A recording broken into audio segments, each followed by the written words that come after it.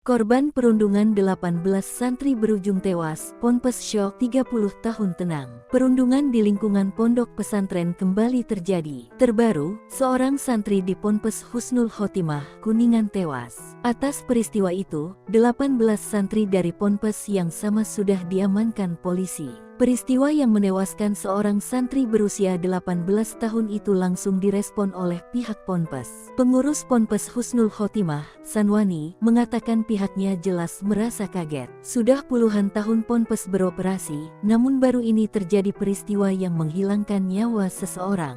Atas kejadian ini, kata Sanwani mengungkap bahwa ini merupakan ketentuan sekaligus ujian. Kapolres Kuningan, AKBP Willy Andrian, mengatakan dari 18 terduga pelaku ada yang masih di bawah umur. Saat korban dirawat di rumah sakit, di tubuh korban dan beberapa organ korban mengalami luka termasuk muncul warna aneh.